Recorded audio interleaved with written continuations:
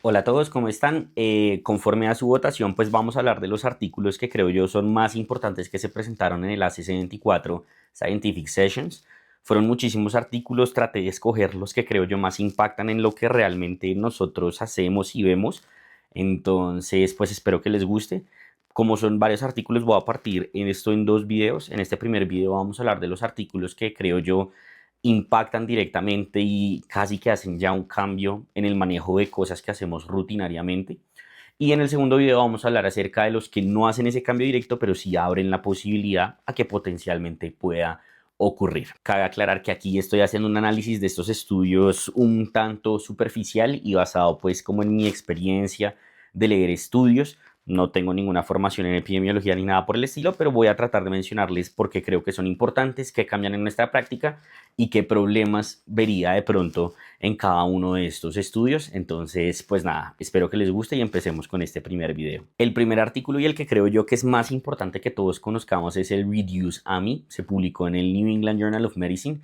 Es un estudio que evaluó si en los pacientes con síndrome coronario agudo, incluyendo pacientes con infarto con elevación del ST, que después del infarto queda con una FEBI superior al 50%, hay o no verdaderamente un beneficio de utilizar el beta bloqueador. Y lo que se dieron cuenta básicamente como desenlace primario es que no hay ningún cambio en reinfarto ni en mortalidad, y en los secundarios cuando analizan el compuesto de desenlaces MACE tampoco hay ninguna diferencia. Esto cambia radicalmente, diría yo, la práctica que tenemos rutinaria de que todas las cardiopatías isquémicas deben necesariamente de tener un beta bloqueador, y nos hace individualizar a que los pacientes quizá con una FEI por encima del 50% no deberíamos darles este medicamento porque no les ofrece ningún beneficio. Y creo yo que este estudio quita como un bache grandísimo que teníamos en la evidencia, precisamente de que en esta población con FEI preservada usábamos el beta bloqueador pero sin una clara evidencia de que fuera útil o no. El segundo estudio es el Ultimate de APT, que se publicó en el Lancet.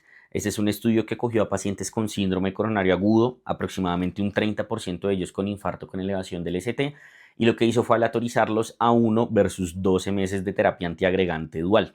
En el grupo de un mes lo que hicieron fue quitar la aspirina y dejar a los pacientes únicamente con TICA. Y los resultados básicamente lo que muestran es que hay una no inferioridad en términos de desenlaces cardiovasculares mayores, pero hay una superioridad en términos de eventos hemorrágicos. Este estudio es súper importante porque quizás es el que más porcentaje tiene de pacientes con elevación del ST en un estudio que acorta la terapia antiagregante dual a tan solo un mes. Y además nos muestra que potencialmente sea mejor para los pacientes dejarlos con el inhibidor del P2Y12 y no con la aspirina, como lo solemos hacer rutinariamente, y es algo que hemos visto en varios estudios que se han venido presentando a lo largo de los años, como por ejemplo el Twilight. El principal problema que le veo yo a este estudio es que casi toda la población es asiática, el 88% son chinos, lo que hace que sea difícil generalizar los resultados a otras poblaciones como por ejemplo la latinoamericana. Pero seguramente en un futuro veremos que quizá la recomendación sea no solo considerar, sino casi que afirmar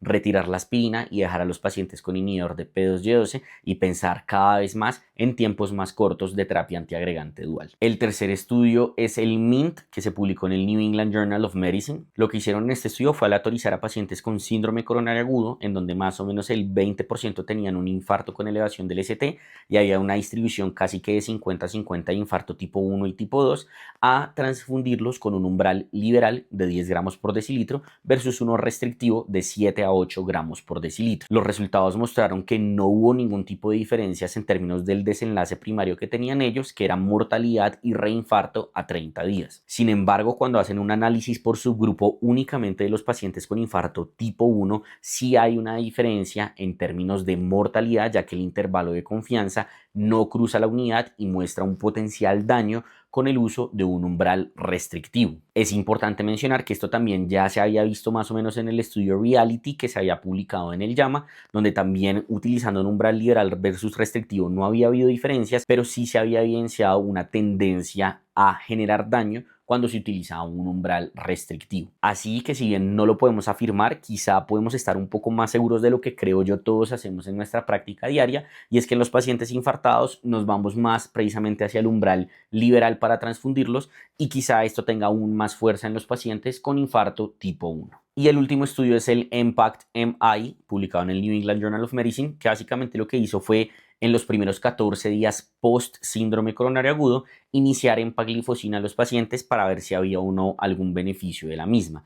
Importante, solo se incluyeron pacientes que tenían una FEBI menor al 45% o que tenían síntomas de falla con factores de riesgo para deterioro de la FEBI. Lo que se dieron cuenta es que no hubo un beneficio de la empaglifosina en el desenlace primario que tenían ellos de mortalidad y hospitalización por falla cardíaca. Sin embargo, cuando analizan ese desenlace compuesto dividido, sí ven una reducción estadísticamente significativa en las hospitalizaciones por falla cardíaca, sobre todo cuando los pacientes tenían una FEBI menor al 41%. Obviamente aquí el principal limitante de este estudio es que estamos analizando un desenlace secundario en un estudio que no se dio el desenlace primario, pero pues digamos que si lo contrastamos con otro estudio ya publicado que es el de dapaglifosina, que se llama muy parecido, DAPA-MI, muestran unos resultados muy semejantes. En ese estudio tenían un desenlace más como un compuesto cardiometabólico, pero también en el desglose de ese compuesto mostraban una reducción de hospitalizaciones por falla cardíaca. Entonces, si bien creo que no cambia ya estrictamente el manejo, probablemente a futuro, cuando se hagan análisis conjuntos de ambos estudios o quizá otros más, podamos ver que haya una recomendación del uso de los inhibidores de SGLT2 en los pacientes con infarto agudo de miocardio que tienen una reducción de la FEBI secundario al mismo, quizá no para prevenir mortalidad, pero sí para prevenir hospitalizaciones por falla cardíaca. Eso sería todo entonces en cuanto a este primer video, espero que lo hayan disfrutado y pues nada, nos vemos en el segundo video.